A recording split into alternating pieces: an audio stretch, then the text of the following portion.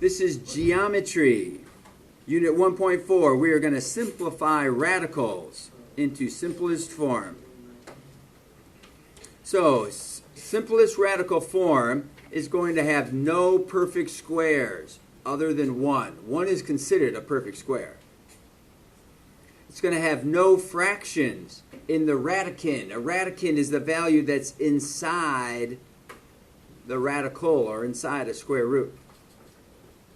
And we're not allowed to have a radical in the denominator. When you reduce those all out, you'll be in simplest form. What we want to recognize here is our perfect square numbers. Notice here that 1 times 1 made 1, and 2 times 2 makes 4, and so forth, all the way through. These are your perfect square numbers. You want to be familiar with what type of numbers these go into. So let's try this. What number of those perfect squares goes into 24? What number is going to go in? 4 is going to go in. So when we simplify a radical, we're going to use this perfect square, or sometimes I call it a gray number because it's from the gray box. 4 times 6. We can use our multiplication chart that we have on the wall if you're not real sure about your multiples. So, when we break this 24 into 4 times 6, now we have our numbers much smaller. We can break it apart again if you wish to rewrite it twice. You don't have to rewrite it twice like this, but you might start to understand what we're doing, and you'll have a little bit of a shortcut with the next one. The square root of 4 is what? What times what makes 4? 2 times 2. So that is simplified to become 2. And then the square root of 6. Now let's take a look at its factors, because I know we can break it apart. 6 can be broken down into 2 times 3.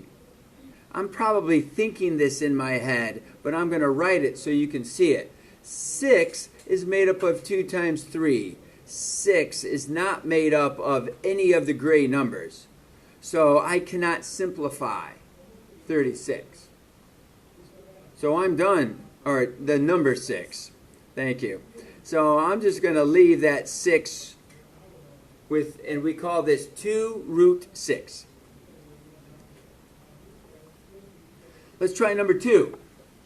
Which of those perfect squares goes into 45? 9 goes into it. So we come over here and we multiply 9 times 5.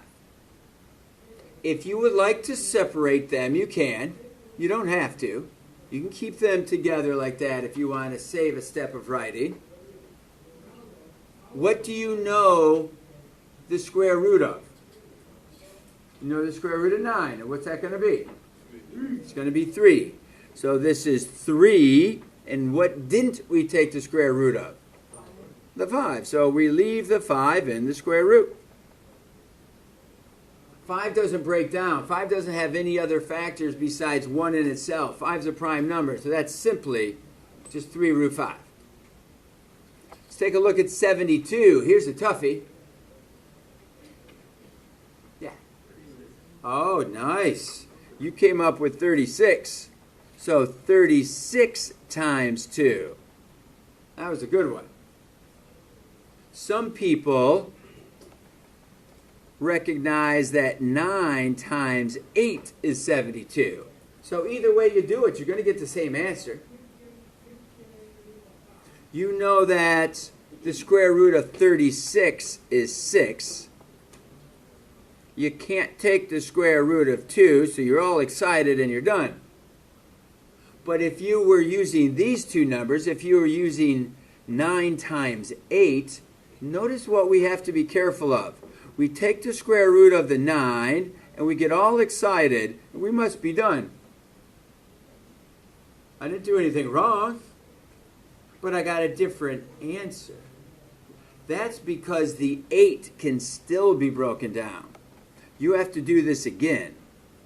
8 is made up of 4 times 2. That's 8. The square root of 4 is 2. And we have the other 2 that is still inside the radical. So if you have 2 numbers on the outside of the radical, we are going to multiply those. Need to multiply them. Do not add them. Multiply them. There's our 6 root 2, just like we had here. This was a shortcut because we chose the largest number. Okay, next we are going to multiply radicals. For us to multiply radicals, you do have some choices. You see that since they're both radicals, square roots, that's a specific type of radical, we could multiply them together. You could choose to do it in this format. Most of you would like to skip that step, and this is okay. This is an appropriate spot to skip. What is the square root of 9? 3. You can go right to 3. When you're multiplying a square root to itself, sometimes we call that squaring a square root, you get the number that's inside. Root 3 times root 3 is 3. If it was root 5 times root 5, it would be 5. Root 10 times root 10 is 10. Root 285 times root 285 is 285. Root blue is root times root blue is, I guess, blue. All right? All right, but how about this one? We have 6 times 3. If you want to call that 18, you can do that. Or what I would suggest actually is to keep that separated, not to multiply it together. That's, I guess, the separation I'm talking about. Here you're going to call it probably 9 times 2, so you get 3 root 2, and you're done. If that's the way you're comfortable for getting your answer, that's okay. But you had to know the larger numbers. And sometimes the larger numbers get really big. They land in the 200s. And sometimes that gets more confusing to break apart. So use the smaller numbers and just simplify those down. That's your 6. And then you have your 3. Do you have any pairs of the same number? Listen to what I asked. Do you have any number repeated? When you break it down, 3, of course. So I like to circle that pair of 3s. I'm not even going to think 9. Don't even go there. Do you have a pair of the same numbers? Yes. I'm going to bring those out, and it's 3 root 2. Just like root 3 times root 3 was 3. If you're simplifying a radical and you have a pair of the same numbers, it comes out as 3. Okay, how about this one?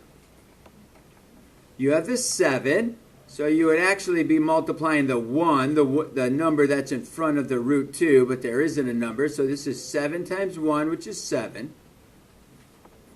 And then we have root 10 times root 2.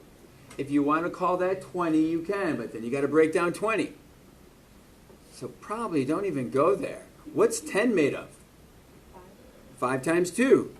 So 5 times 2, and you have the other 2 also. Do you have a pair of the same numbers? So you're going to bring that pair on the outside. What are you going to do with the 7 that's on the outside? You must multiply. Do not add. Multiply.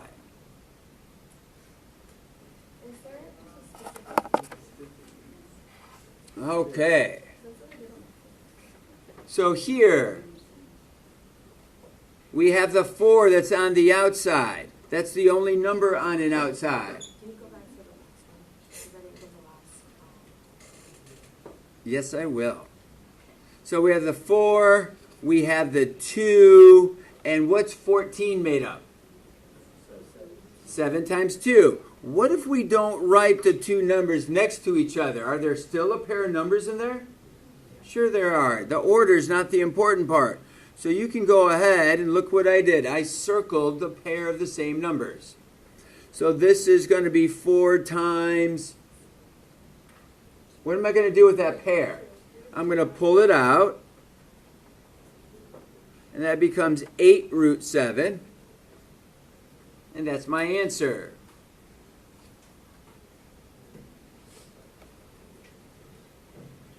Here's your other one you're looking for. And then number 8. You have two numbers on the outside. So what do we do with numbers on the outside? Multiply them together. Can 10 be broken down? It can be. 10 is 5 times 2. Is there a pair of the same numbers in that? No, not made of any of the perfect squares. So this is our final answer. Here we have 24, and 24 is on the inside. So we're going to call that 4 times 6. So that means that we can take the square root of the 4, and we get 48 root 6.